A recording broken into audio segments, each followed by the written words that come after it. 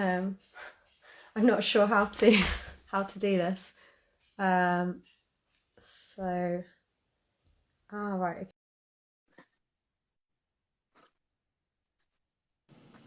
There we go, finally. Oh wow. It's a quirk with Instagram. I have this problem seemingly every second time I have a live, I can't connect. Must be you. You're the problem.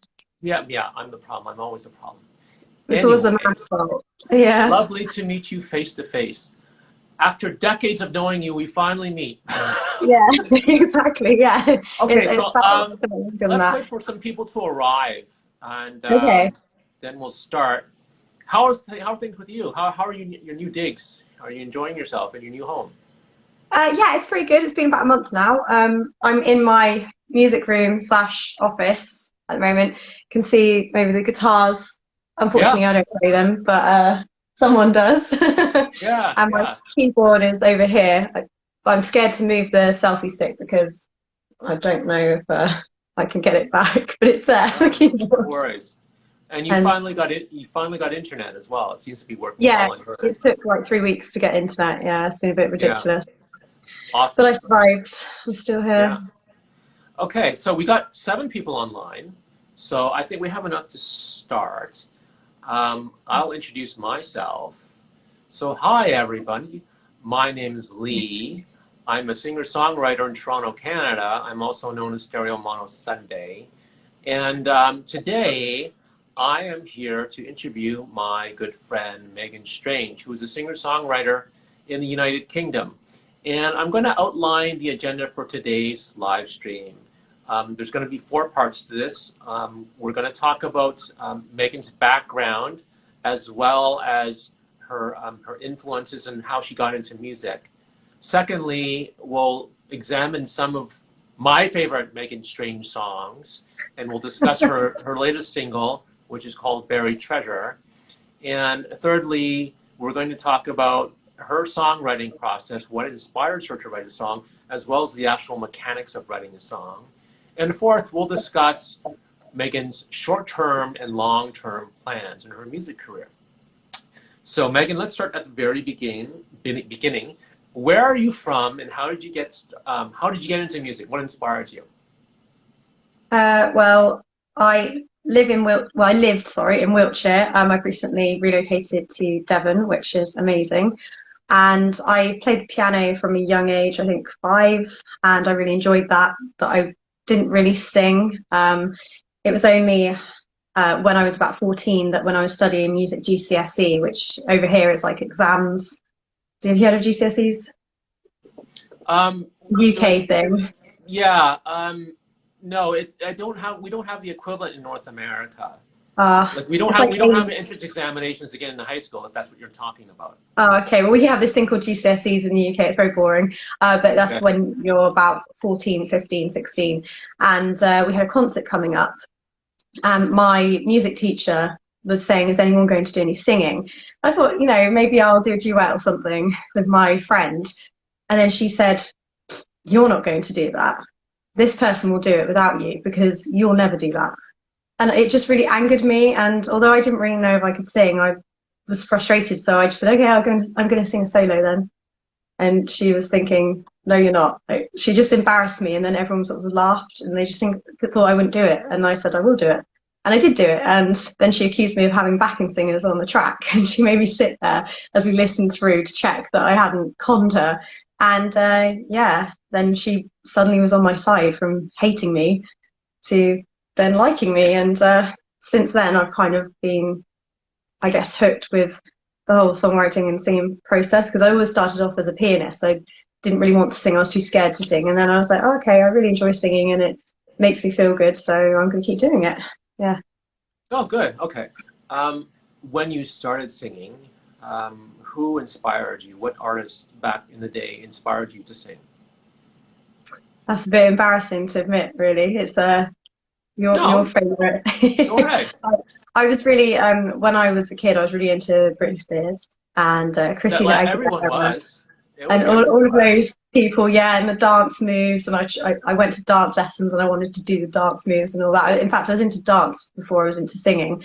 So yeah, I liked Evanescence as well. I liked Avril Lavigne until she turned the other way. You know, when she became like this blonde, I was like, oh no, not another blonde. We don't need another blonde. Hmm. Um, yeah, and my music taste wasn't the best when I was really young. But I think my music taste has improved since. I always liked Fleetwood Mac, and as you know, I always liked Kate Bush, David Bowie. But my like contemporary music, I don't know. I think when you're a child, you sort of go with what everybody else is listening to at the time, and then you sort of evolve as you get older. That's how I feel anyway. I don't know if you feel the same. It's kind of When what did you're you when exposed did you to. when do you feel that your musical taste started evolving from, I guess, peer pressure more or less to your own individual you know, taste? You basically matured into knowing what you like and what you don't like. So when did that happen in terms of your musical tastes?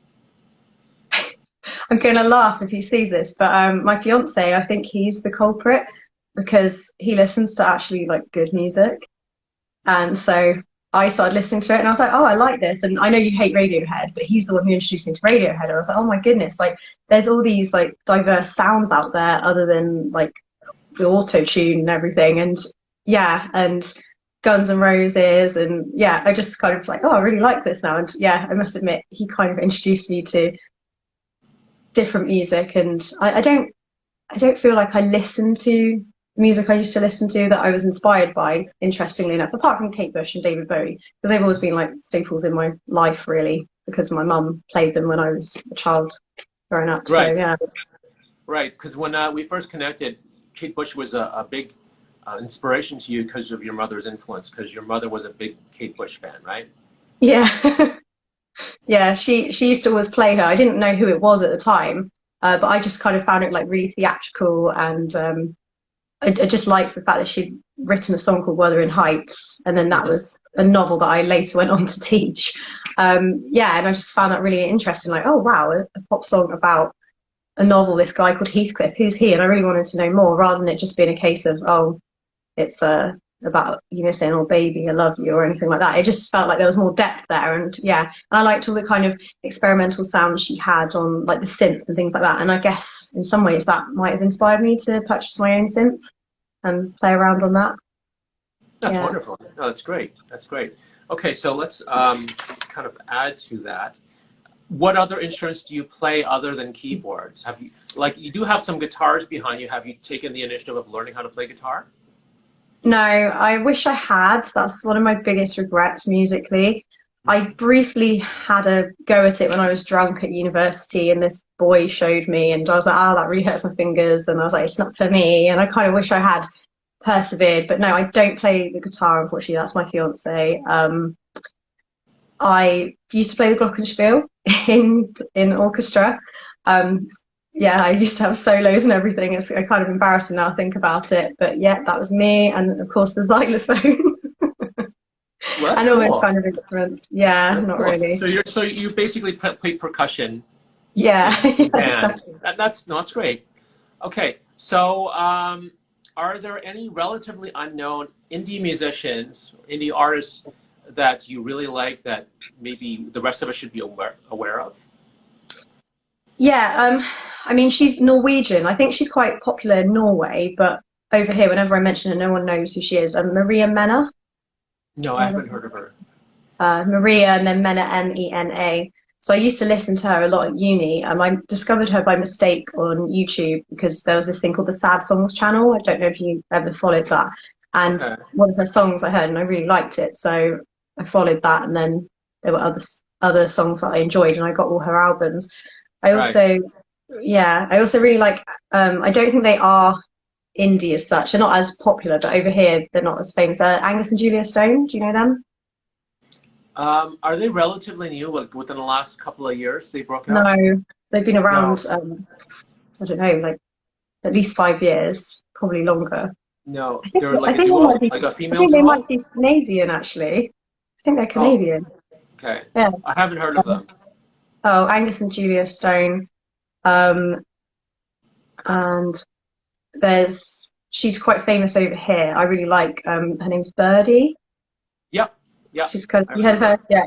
Yeah. She's not really. she's not as like mainstream famous, but I really like her vocals. And although she's done a lot of covers, I really like more of the original she's done. And she's such a great pianist. I saw her live, and she was, in my opinion, she was incredible.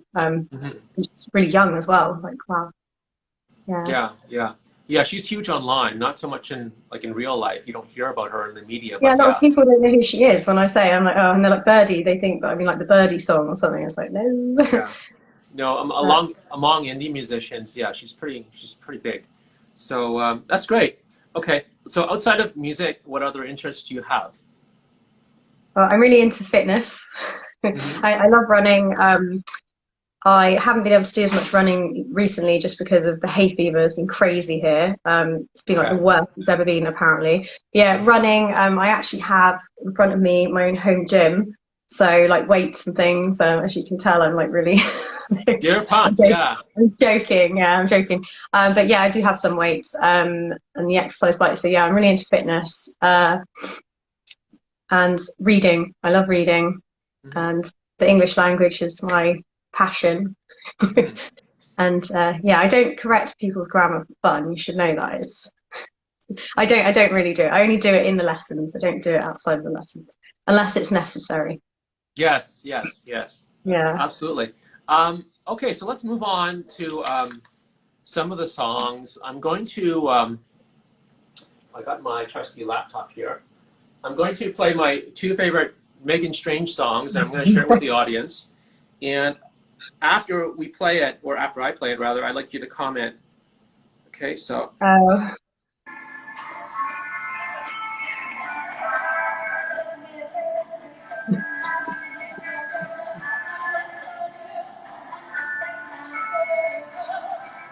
yeah, that's nice. I still have that dress.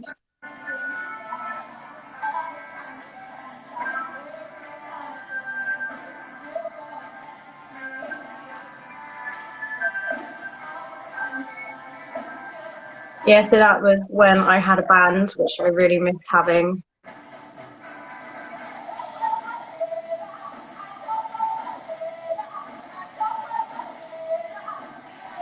Uh,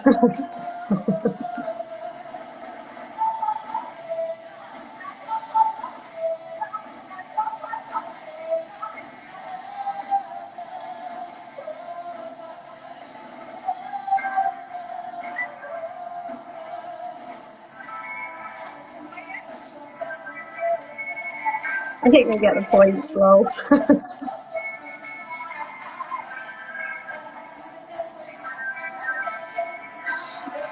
so yeah, this was actually at a university, and I think I was 4 months pregnant there, and I was wearing some killer shoes, and I still have those shoes, and I have a big next week actually, which I might wear them to again, because I haven't worn them since with COVID and let's everything. finish the song first before you comment.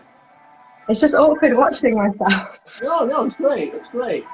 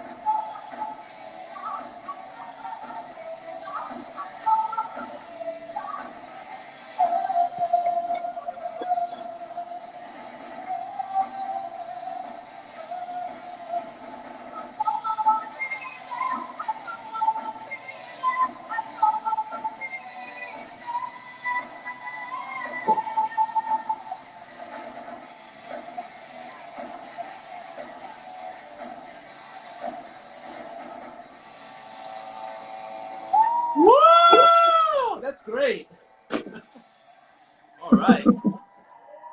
Listen to that crowd. Oh, they're howling. Okay. Let's talk about that. So Megan, what was the origin of that song? How did you come about writing it? The other woman. Yep. Well, obviously. Well, I mean, what else are we kind talking of about? self-explanatory, but yeah. It was just basically when I was at university, as the lyrics say, I don't even remember seeing you there that night. I remember getting a Facebook ad from this guy, and I was like, sorry, I don't accept people I don't know. He was like, oh, I met you Yeah. last night. And I was like, I don't remember meeting you. And he was just so nondescript. But then he was just really constantly pursuing me. I wasn't attracted to him. Um, I didn't really have any interest in him whatsoever, but he kept messaging me all these sweet things. To be honest, like most teenage girls, I'd met quite a few. I don't know if can you swear in this, but yeah, not very Yeah, nice guys, sure. basically. Yeah, Okay. not very nice assholes then. Right. They're jerks. Right. Yeah. Okay. Yeah. So it was just he was being really sweet. So I was like, okay, fine, I'll go on a date with you. And then he turned around and was like, oh, I have a girlfriend. And I was like, what?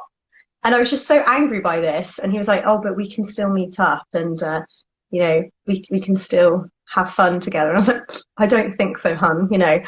And yeah, it just angered me. It really irritated me that he thought that I could be his other woman. And I was just thinking, no, that's not me. I think sometimes when people don't listen to the lyrics, they think it's about actually being the other woman, but it's the kind of the hypothetical other woman. I've never been the other woman, knowingly anyway, and I never would be. And it's the fact that it says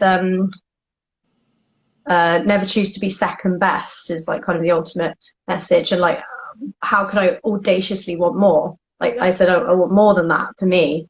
And he kind of just, interestingly, the same person sends me friend requests on Facebook like every so often to check if I've got a boyfriend still. And it's like, yeah, even if I was single, hun, it wouldn't be with you.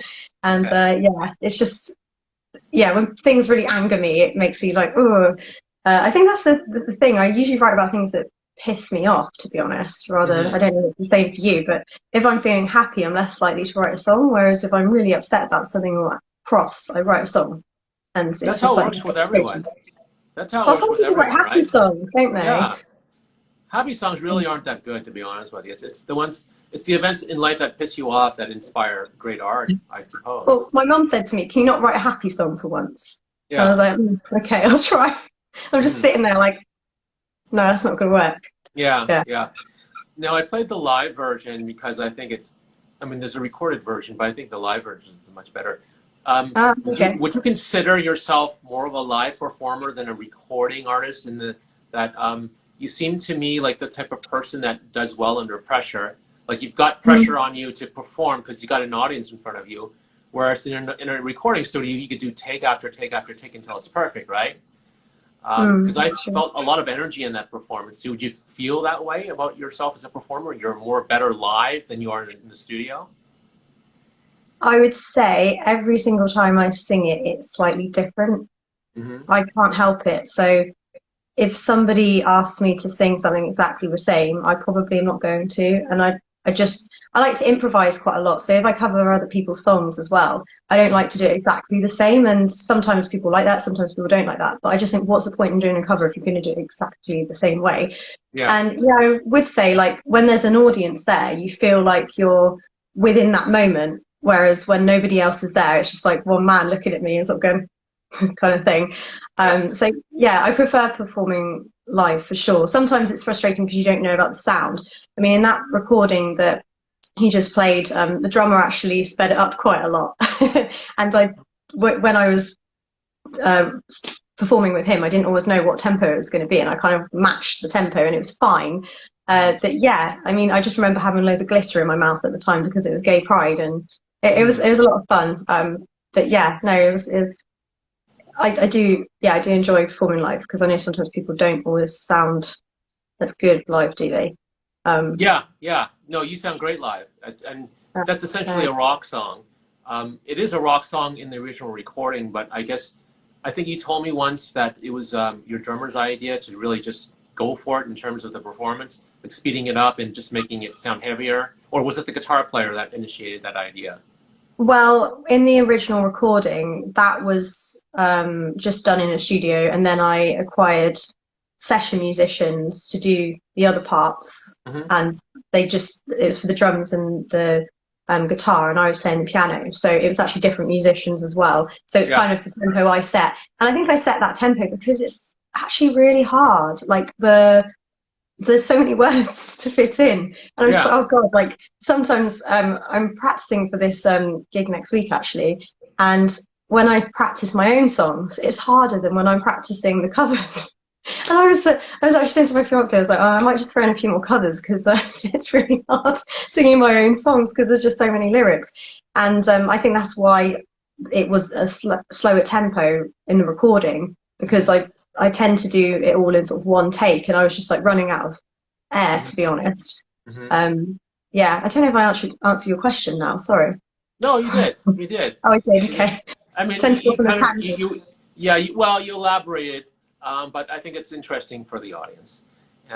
So I'm going to play my second favorite. Well, actually, that Oh that goodness. was that was that was my second favorite Megan Strange song. This is my favorite Megan Strange song, and I really want to. I'll play this. This is another live version. Oh, this makes me feel awkward watching myself. No, no, no, no. This is great. Yeah. Okay, here we go. Oh, not that again. I love this one. Hmm. So did the kids at school.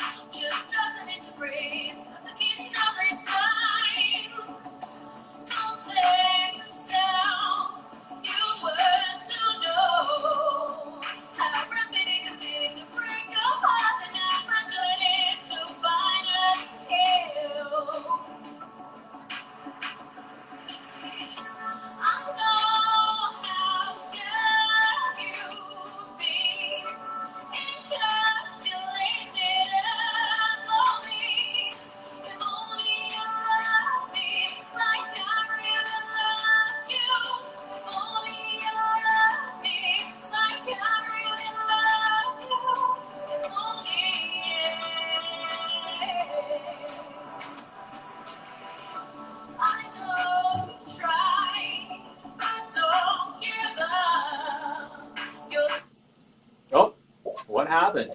Oh, what a shame. I Hold guess you'll on. just have to Hold end. on. Hold on. Hold on. It's There we go. okay. There we go.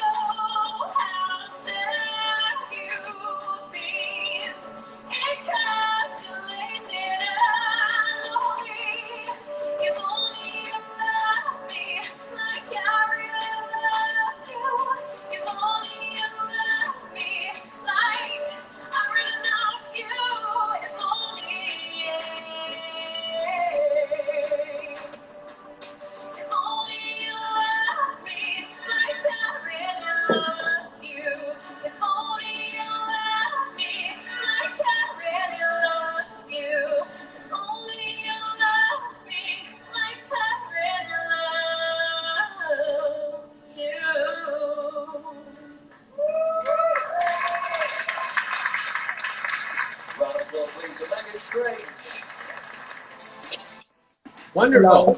Okay, so let's talk about that song. What was the origin of that song? So I wrote that when I was 16 about a much older man who basically didn't know I was even alive. And at the time, I thought I was in love, but now in retrospect, now I'm old, I don't, I know that it wasn't love, it was more infatuation, and there was an innocence really there and feeling like I wish he'd feel the same for me. Hmm. But yeah, I guess you live and learn, don't you? It was never going to work out. How It much never would. older? How much older was this guy? 23? 23 years older? Or No, 23 sorry, years old? 23. I was 16. Yeah, Okay. Well, I guess it's still a during that bit time period, weird. that's it's a huge Yeah, age yeah, gap. Yeah, yeah, sure. yeah. Okay. And I remember actually, I think he assumed I was older at one point, and yeah, he was saying about going for drinks, and I was like, oh no, I'm going to stay here. He Right. was like, okay, and I Right. was like, oh, I'm going to stay because I didn't want to have the embarrassment of being ID'd and having no ID. So yeah, Okay. but Okay. yeah, at the time I just felt like, oh, like I really, really liked him. I thought I loved him. Obviously, I didn't, but I really liked him, and he, I think he saw me as a kid, really, to be Hmm. honest. Hmm. Um, Hmm. yeah, I mean, Hmm. I later did meet him actually, when I was older, and I think he was flirting with me, but sometimes my flirt dar or whatever isn't on, and I'm not really sure, but I don't know. But yeah, it's weird, but yeah. Okay. Okay. So, lastly, we're going to talk about your latest release, Buried Treasure.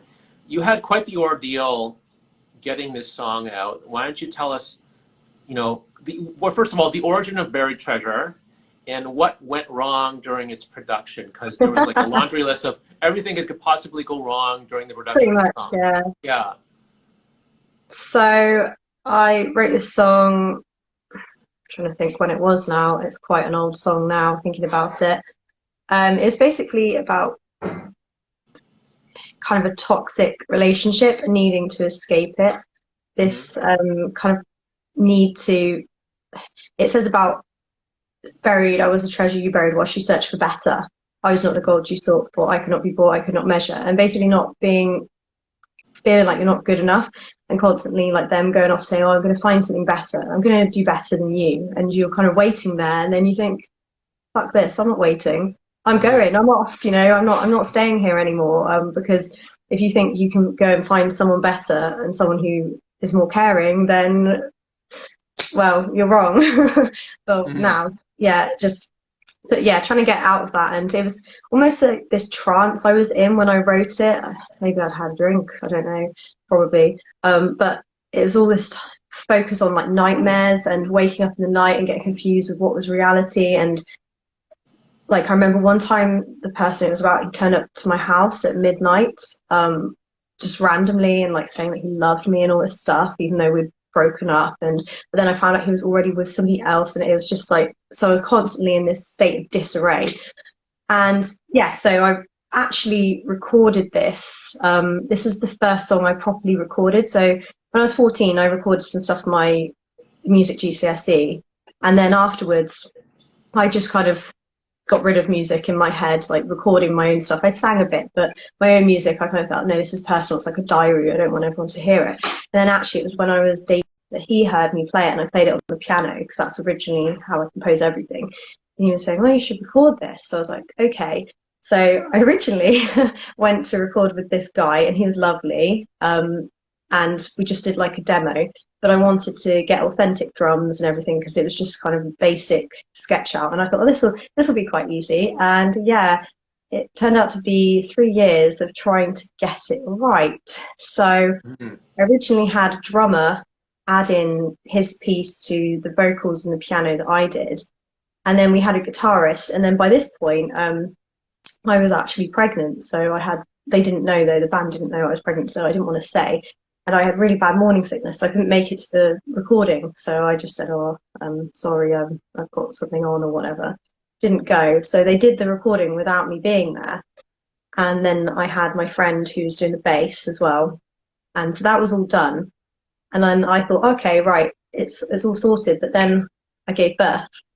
So my mind was elsewhere. And I just thought, oh, it's done, it's done.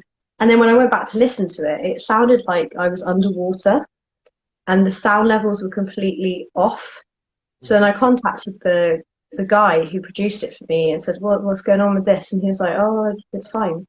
I was, no, listen, it's not fine. You can't hear me. It sounds like I'm in another room or something. So then he said, okay, we'll do it again. And then he messaged me saying, oh, sorry, all the stems have gone. So I was like, okay. So he said, you'll have to record the whole thing again. And I was like, what? Like, this has been a So really long process. he Yeah, didn't archive. He didn't archive the stems. He just deleted them. well, I was giving birth at the time, so I didn't really think about it. I should have thought about it, but yeah, labour's really painful, I tell you. So yeah, I didn't, and he was saying we'd have to do it again. But then by then the guitarist had actually left and gone somewhere else, and I had vocal nodules, so I was going to have to redo the voice parts, which was just a bit like, oh god. And what else? There was something else that was going wrong, but I don't know. There's just so many things. So then I was relocating, and I had about 5 days in which we could both meet up at the same time, and I could get childcare. And yeah, so I just had to basically get in there, redo the bits, my pieces, and just hope for the best and go and just try and get it sorted. And to be honest, from what it was a pretty good job in my opinion in comparison to what I saw, what I heard before, because it is just frustrating because it was a personal song to me and it had so much potential and it was just going wrong, and I just really wanted to save it because it'd been so many hours, and you know, I hate the idea of just completely scrapping a song when you've worked so hard on it and everybody's been collaborative. And when we originally did it, we were a band as well. So yeah, what can you do? It's definitely been the most arduous song ever. I mean, some songs I just go in, get session musicians, or maybe I just play the piano myself, and boom, it's done. And this one, it's just been like back and forth, and just so many tiny issues. Just like, oh, give me a break, because it's worth it. But I wanted to release it because I just thought this song means a lot to me, and I'm just glad it's over.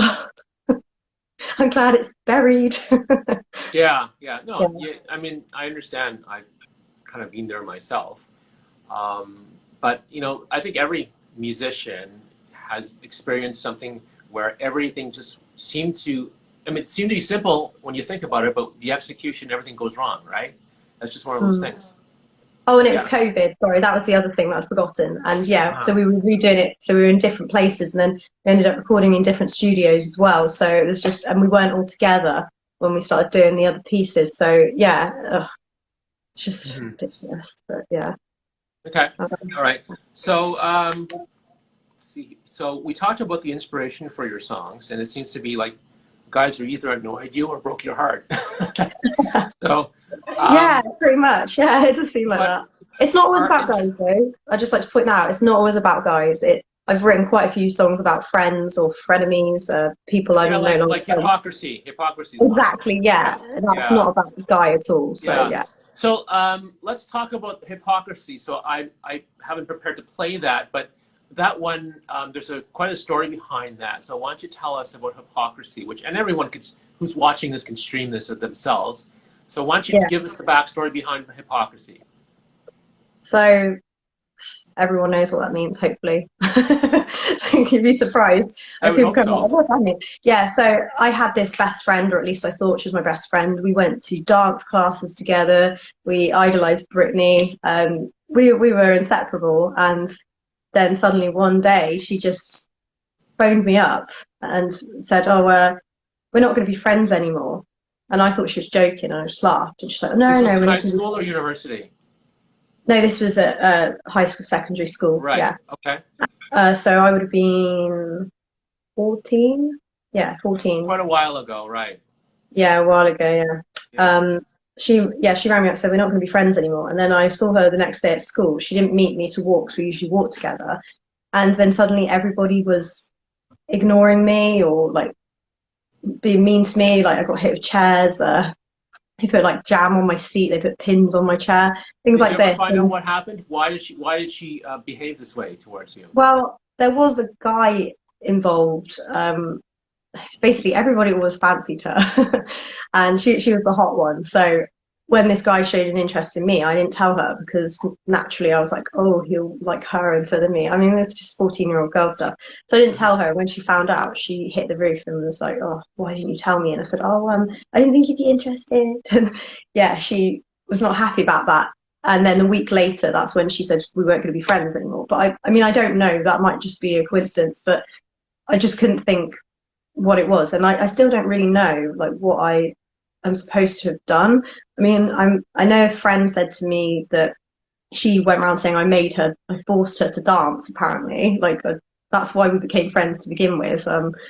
But yeah, and then she was saying like I told someone to beat her brother up, and there are just all these different rumors, and I really didn't understand what had happened. I still don't know. Like I saw her actually pop up on Facebook as a people you may know, and I was thinking, I can't do it. I can't do it to myself, even though it was a long time ago. But sometimes I'm curious still, like what happened there. But she's the type of person who would turn around and be like, oh, I don't know. I don't know. Or should just I don't know. But yeah, anyway. She So, gaslight you. That's what you're yeah, concerned. yeah, I Yeah. guess so. Yeah, she probably would. Yeah. Anyway, so and we also both played the piano, so we had quite a few interests, and we liked running and things. So then a few years later, when I went to we call it college. I don't know if you call it college, but so when you're 16, because a lot of our schools don't have a sixth form, so we carry on school at college. And I Right. met I this. guess in North America it'd be called junior college, I guess. Oh yeah, it's probably Yeah. that then. Yeah. And this guy said, "Oh, I met so and so. She's so lovely." And I just lost it. I was like, no, she's not. And I got really cross. And I probably made myself look terrible because I said that and I should have just ignored it. But I was just so frustrated that anyone could think she was so nice because, in fact, not only had she been mean to me, but she would always bitch about people to me, like Hmm. other girls in the class about like how they looked and things like that. So I just thought, how can she portray herself as this amazing, lovely person? And then she's being like this, like she ruined my life, I would say. Not now, but like at school, it felt like that because apart from one person, I had no friends. Like my whole tutor group wouldn't talk to me, and she wasn't even in my tutor group, but my whole tutor group were like, oh, go away, Megan.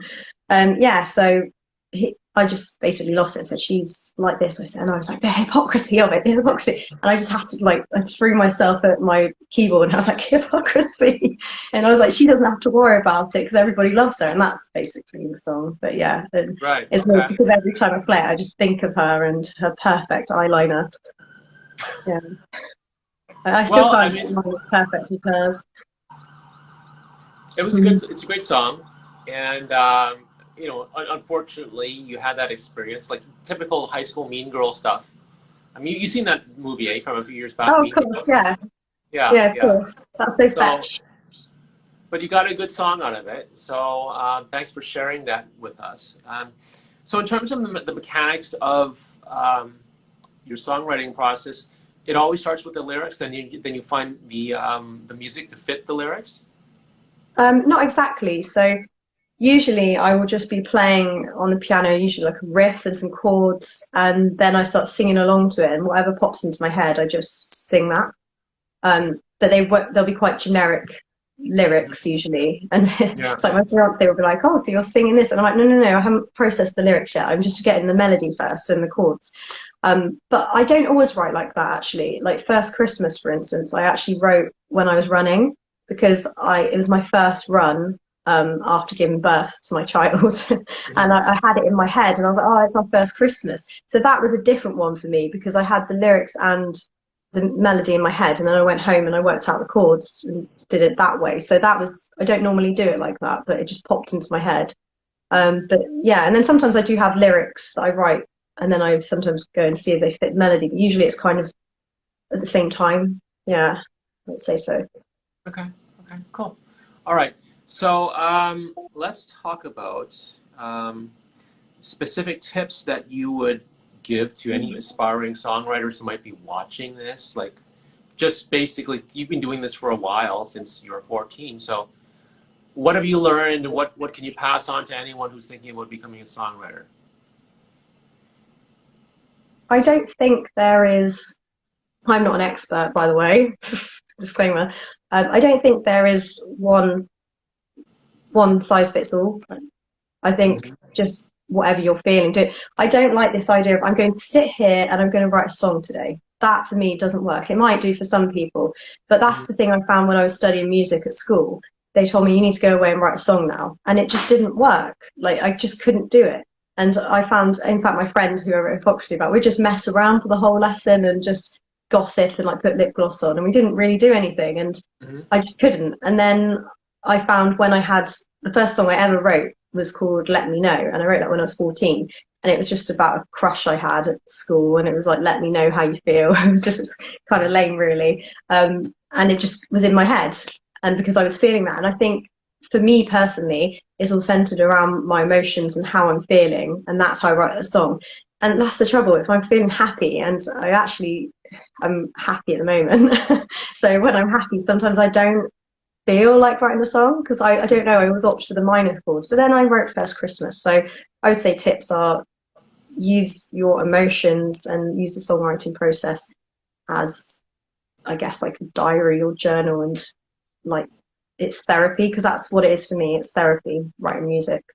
I don't ever think I'm just going to write this because someone's told me to write this, or I think it's got to have some kind of sentiment involved.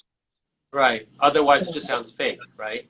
If you sit down and write it like a job or a task, you're not going to get a very good song out of it. Rather, you just wait for it to happen, or a life event to happen to inspire you, and then it just comes all pouring out, right? And yeah, and I don't like when it's like, oh, you've got to do it in this time or whatever, time signature, this key or whatever. And yeah, I don't like that at all. It just seems really, I guess, counterfeit. It doesn't feel like for me, music is an emotional, personal journey. That's so cheesy, but it is. And I don't think you can ever get to the destination if you're constantly trying to fake it. I guess it's like I guess it's like Instagram, isn't it? Like all these filters and everything, like, oh, let's change how I look. I don't know, Lee, like add fake hair and makeup or anything, you know. Some people do that, don't they? Yeah, some people do. Yeah. So, anyways, all right, thanks for offering your insight into the songwriting process. So let's talk about your future. If Megan Strange in the year 2022 could sit down with Megan Strange of the year 2012 for tea and biscuits, what advice would she give to her younger self based on what she's learned and experienced, both good and bad, over the past 10 years? Although it matters what people think, it really doesn't matter what people think. So, for example, I've had, for those who don't know, I'm a school teacher. I've had children hear my music and say various things. In fact, most of them have been quite nice about it, surprisingly. But I was so fearful for so long about children hearing my songs that I tried not to gig. I tried not to put anything up online. I didn't even want to. I tried to hide it. I was always trying to hide. And as a result of trying to hide, I felt like I was not being myself. And the worst for me that could happen would be when they heard it, and they did, and it was fine. Like a bit embarrassing at times, but it was fine. So yeah, I say really just do what you want to do. Don't care what other people think. And I think most people, especially women, in my experience, do care what people think. And even if we say it, we do a little bit. But I think I'm still working on that. Try not to care what other people think. Right.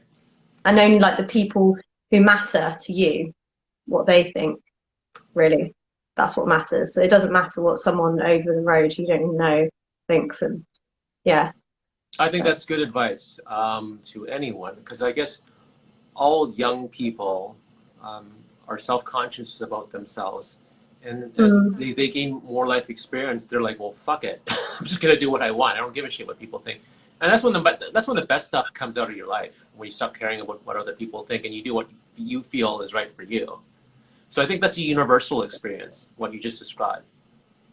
Yeah, I mean, I used to be so self-conscious. I mean, I am a little bit, but I used to be so shy that when I was at university, I used to hide in my room, and I would actually have guys knocking on my door and I pretend not to be in.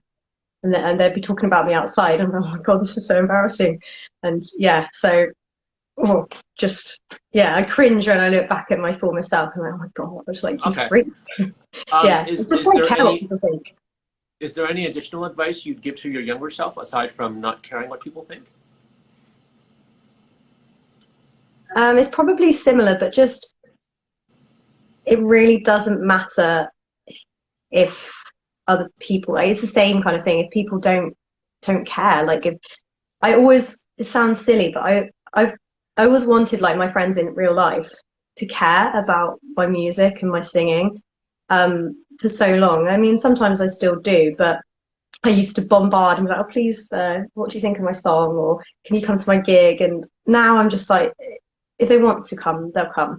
If they want to listen, they'll listen. It doesn't mean that they're not a good friend, but some people aren't into that. And I guess I want to be more accepting of people, but I guess musically, I want to be more open to different music as well. And I think I am now. I think I was within like this microcosm of pop, and I didn't really know what was outside of it because I'd listened to pop, but then I played classical piano and I listened to classical music, and there was no sort of like exterior to these two little bubbles. And now I feel like I've been exposed to a lot of different music, and I really like it. And I think it's pretty influential as well. Yeah. What you're discussing about, friends and family in real life not paying attention to what you're doing in your music career, that's a common sentiment I hear from a lot of people I've connected with on Instagram. Like, Yeah. oh, I can't get my own parents or friends to My like mum's my terrible stuff. for that. Yeah, Yeah. yeah. So that's a common thing. It's not just you, and I don't know why that is. Like on the other side, I've met a handful of people whose family are like their biggest fans and supporters. It's just like it's either one extreme or another. And I don't know why it is. Well, Yeah. my mum would always tell me not to do stuff. So, like, she means really well, but I think she'd be worried that I'd get ridiculed. So, like, when I did my first performance ever, singing performance, she told me not to do it, and I ignored her and just did it anyway. And I do actually like. I don't know if he's listening, but my fiance, I do feel like he's been very supportive and he's encouraged me to do things like that. And like he'll tell me if I'm making an ass of myself. He'll tell me, Right. yeah, that looks ridiculous, or no, like you shouldn't do that. So it's been nice because he's been supportive, and I would actually say like in some ways he has encouraged me to pursue music, because before I kind of hid it. In previous relationships, I pretend that I didn't do it because I just felt embarrassed. And Mm-hmm. yeah, and I did actually have one boyfriend who I told him I did music, and he was a musician. And then I think he thought I was trying to impress him, and then he never even heard what I did, and he never cared. He was never interested. So I think so long as you've got like at least one person who does care in your life, I don't think it really matters. Because like my mum the other day, when I asked her if she could listen to my song on Spotify, she's like, "Oh, I don't understand." She's like, "I don't know how to use Spotify." And I was like, "Well, that's funny because you always know how to use Spotify when you put on the Ballroom Blitz." And she was like, Mm-hmm. "Oh, I don't get it. You'll have to help me." It's like, it's not that hard, seriously. Right, Yeah. right. Okay, okay. So I'm gonna ask you one last question, and maybe we'll just open this up to questions from the audience. What are your short-term plans and I guess long-term plans? Short-term being the next 12 months, and long-term plans being, let's say, the next 5 years. Hmm. This is kind of short term and long term. I definitely want to be in a band again. I am singing on my own next week at a gig, and that's going to be interesting because I haven't done that in a while. It'll be fine, but I just really, really love the sort of vibe when you've got a whole band, when you've got a drummer, a guitarist. I Right. mean, even if it's You like the interaction between musicians. yeah, and you kind of like bounce off each other, and I love like the whole kind of rehearsing rather than rehearsing by myself. I really enjoy that. Is that your end or my end? I'm sorry? Is the siren from yours, or is it here? No, it's from mine. I'm in downtown Okay, it's Toronto. like, There's like police sirens all the time, so don't worry I about didn't it. know if it was my son's toy. He's got loads of those, and I was No, thinking, no. yeah. So there's that. I do want to perform live more often if I can. I just find it quite difficult because I play the piano. It's not really that versatile. Like I can't do the upbeat numbers on the piano, like Hypocrisy, even though it was written on the piano. It's not. It's a different vibe, really. And I say that's short term and long term. Ultimately, I would like to do an album, but I know that's kind of outdated, isn't it? Unless like you're Yeah, it pretty much is an really outdated good medium. artist. Yeah, what you're Yeah. doing right now is the way to go. Singles every 6 months or Yeah. so. So yeah, Well, some people seem to be doing it like every 3 weeks. It's like I barely have time to wash my hair every 3 weeks. So how are you yeah. releasing a new song every 3 weeks? Mm. Yeah. And for the record, I do wash my hair every week, but only just. Um, yeah. I don't really want to set too many goals because I think when I was younger, I used to think I have to do this by this age and I have to do this. And now I'm just like, if I can just sing and I enjoy the music and maybe like one other person, if I can just have one person who likes it and they're not related to me, that would be great. And it would be nice, like, for them to be genuine. I don't want it to be because they like me. Not saying that people like me. I'm just saying I want them to like the music rather than me, if that makes sense. Not, as I said, not saying that they like me, but like. Yeah, you're basically, I mean, you want them to like the music rather than the image to the extent you have an image. I'm not saying that. I'm just saying like sometimes I think people. I'll give you an example. Okay, so, oh, like I just feel like some people say to me that they like my music and they Hmm. say that they listen to it. But when I'm looking at those streams on Spotify for artists, I'm thinking, well, your location has not popped up on here, hun. And I'm also Right. thinking, okay, those numbers aren't quite what you said. So, yeah, I just, I'll give I you a just tip for that. Um, your main outlet for social media is Instagram, and Instagram is a very communal social media app. Like people are generally nice to each other and want to help each other and say nice things, right? yeah, Regardless of whether they actually mean it or not. Now, you're not on TikTok. We talked about you going on TikTok, and you don't understand TikTok, but TikTok is not like that at all. If someone likes something, they'll let you know. If someone doesn't like something, they'll let you know. They're not going to they're not going to massage their words. It's a harsher environment in one sense, but it's also more honest. And but TikTok, you also get a lot of trolls because some people are brutally honest. So that's kind of my solution to the dilemma that you're having. Open a TikTok account, but you have trouble understanding Reels. So, yeah, no, I do. so I really do. Yeah, no, yeah, I've only just managed to get into that, and I still have errors quite a lot. And then I just yeah. give up. I'll be doing a reel, and it's like, I'll give up. Yeah, I do understand that TikTok does seem to be like current or whatever, but do they actually go to Spotify after being on TikTok? Because I just feel a lot of people on Yeah. Instagram don't end up on my Spotify, and it's annoying because I kind of Well, like I'm not on Spotify anymore, so I can't speak for myself. But from some of the artists that I've seen blow up, yeah, I mean, there's a correlation between the number of followers that they have on TikTok and the number of streams that they have on Spotify. I'm talking about the bigger indie artists, right? yeah. So yeah, it does work. And if you want Mm. truthfulness, then yeah, you're going to get it on TikTok. That's for sure. Yeah, I don't know. It's I won't rule it out completely, but I just feel it's hard work doing Spotify, It's Facebook, yeah, YouTube, it's yeah, it's a lot of Instagram. it's a lot of work. Although I'm A rarely lot of on people, yeah, YouTube. a lot of people just ignore Facebook. I mean, anything that you post on Instagram is automatically going to go to Facebook anyways if you set up your Oh, I app. have to stop that. Mine doesn't do that now because it kept going to my personal one. Yeah, And yeah. the funny thing is, because no one cares, like on that, it's just Okay. Anyways, embarrassing. it's Yeah. not hard to figure out. So most people that I know they just ignore Facebook. They just focus on TikTok first, and then I guess a distant second would be Instagram because I know a lot of indie musicians that are kind of abandoning Instagram because it's Mm. now it's seen as like an old person's app, just like How is Facebook it? is considered. Yeah, just like I Facebook. thought I was down with the kids having Yeah, Instagram. just Damn like it. Facebook is considered like a boomer app, right? So Mm. TikTok is like the place to be, but it's also very hard work because some people feel they have to post at least 3 times a day, sometimes up I to 10 can't times do a that. day. Yeah, I honestly can't post 3 times a day. I can barely do 3 times a month. I'm yeah, trying. I yeah, have improved. I have improved. I used to post like once every 6 months. yeah. You have But improved. I know that. Yeah. yeah. Okay, so maybe we'll just open up the live stream to questions. Guys, do you have any questions for Megan? Can you see the questions on your side, Megan? Um. I can scroll down. I didn't realize that. Oh. Yeah. Okay. Sorry, I'm not the best at this.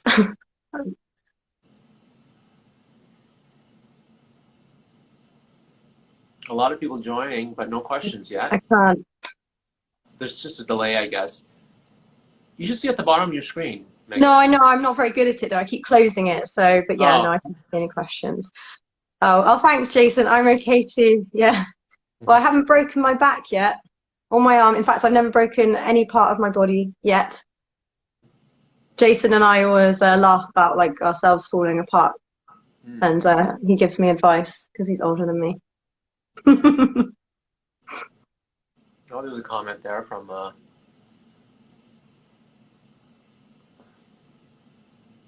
just concentrate on making short, fun music related videos if you like it. I think that's TikTok, right?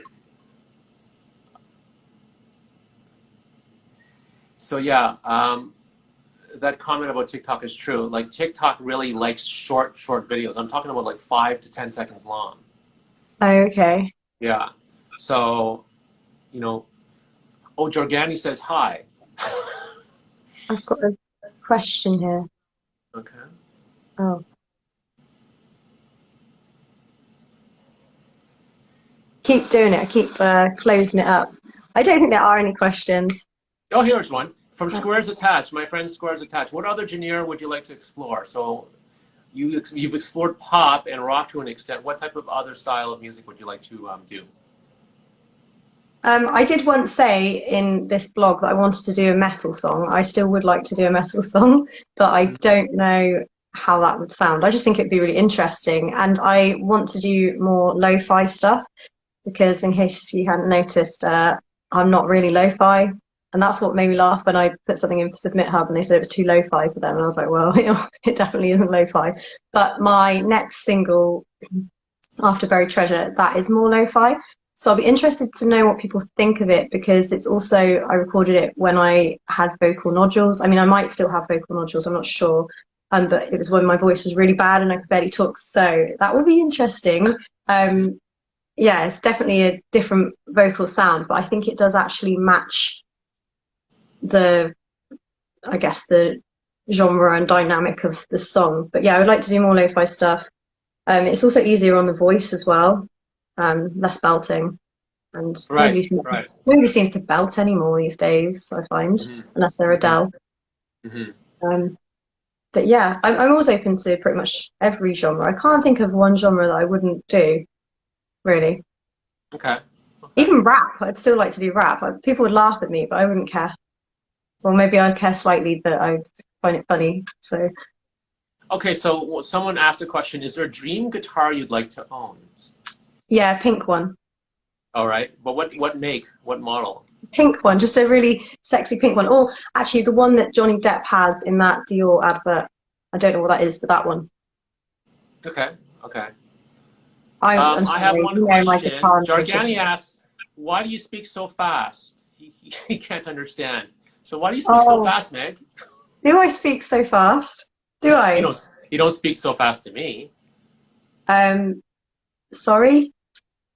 I am sorry. I will try and speak more slowly. I think this gentleman's language is like his first language probably is not English, so I guess to him you're speaking a bit too fast, which Yeah, most well, probably. I do talk a lot though. That's yeah. I need to stop that. I talk too much. I need to take more vocal naps. Yeah. okay.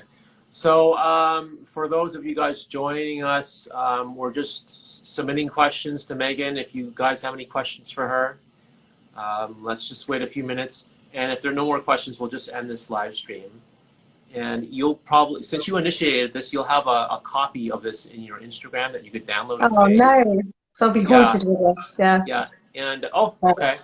Jason asked, what are you watching on Netflix or Amazon at the moment? Um, I actually, because I haven't had the internet for so long, I haven't been watching Netflix. I only just got it back. What was I watching? I would love to say I'm watching Stranger Things, but I'm not. I watched the first series and really liked it, and then the second I wasn't really sure, and I do want to go back to it though because of that Kate Bush song. Um, Better Call Saul. I'm watching that, or was watching that. The prequel to Breaking Bad. What else am I watching? God, what else am I watching? I don't know. I've watched loads of documentaries and things on Netflix. I was watching this, is it Pray God Obey or something? That was quite interesting. And then this one called Our Father, which was about this man, this sperm donor guy, but he was like meant to be the doctor inseminating people, and Oh, yeah. So interesting things like that. I usually sort of like documentaries. If anyone could recommend some comedy, that would be great because I feel like I've exhausted all my comedies now. yeah, maybe Yeah, someone could do that in the yeah, The comments. Yeah. In-Betweeners and Peep Show. I've watched those so many times now, and I need something similar, but not those because Mhm. I've watched them too many times. Yeah. So if So anyone's got any comedy recommendations, my friend Eddie Lamb, who's joined us, has asked you a question. He asked, is um, there anyone famous who you'd like to collaborate with? Lady Gaga. I think Uh-huh. she is amazing. She's a brilliant songwriter. She's clearly very, very intelligent. Um, an amazing voice as well. And I love kind of, she has a lot of wordplay as well, which I love in English. I appreciate. Um, yeah, I meant to say Are- actually, Lady Gaga was someone who I listened to when I was growing up as well, actually. Who else besides Lady Gaga? Um, Kate Bush, that would be Hmm. cool, wouldn't it? Uh, David Bowie if he was alive. Hmm. Um, hmm, maybe Alanis Morissette. Right, right. That would be Who quite who, interesting. I think she lives in England now, eh? Alanis? I don't know. Yeah, that's why she's from my hometown of Ottawa. Oh And yeah, of course. Yeah, I remember you saying, yeah. yeah, yeah. So I believe she lives in the UK right now. So, anyways, let's see if there's any more questions. Every time I click it, I just lose it. It goes. So if I'm not being rude by ignoring anyone. Hmm.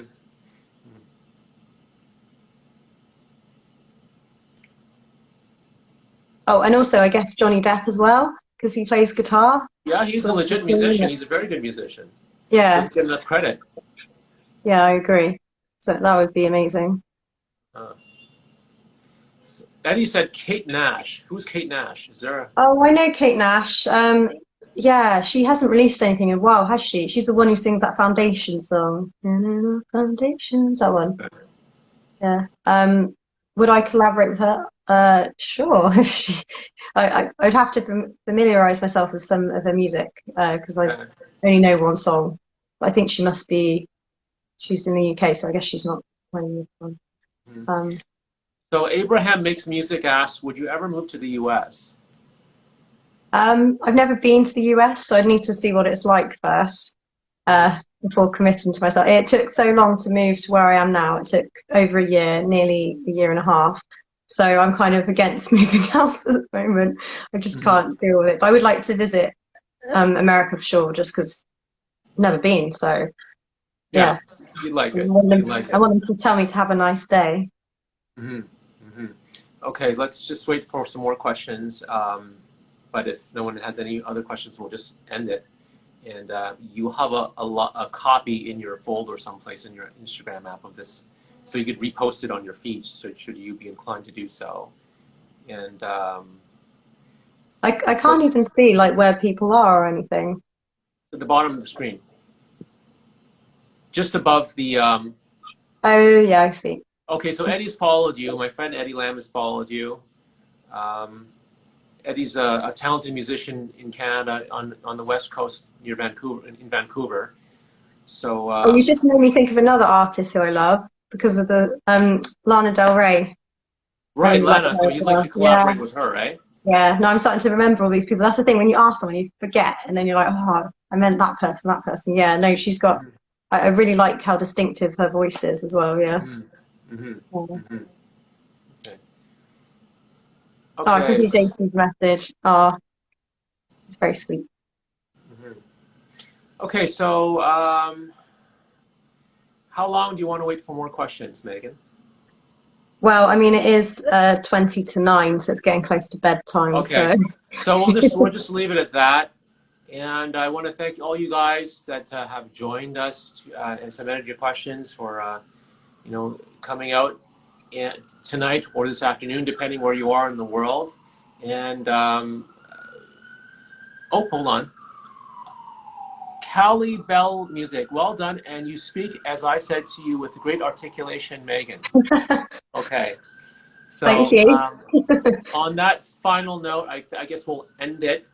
And yeah, if I said that I'd write a transcript of this conversation and post it as an article on my blog, so you'll have to send me the video on your end since you initiated the call, because I won't have my own copy, I don't think.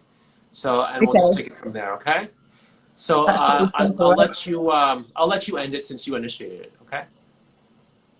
And do I just click the cross to end Yes, it? exactly. Yeah, Just, okay. yeah, All right. Oh, well, thank you for this interview and no spending your problem. time with me. And thanks for everyone who popped in. And if you haven't listened already, if you could listen to me on Spotify, that would be great. And if you don't, that's fine as well. But if you do, thank you. Yeah. All right. Bye then. Cheers. Take care. Bye-bye.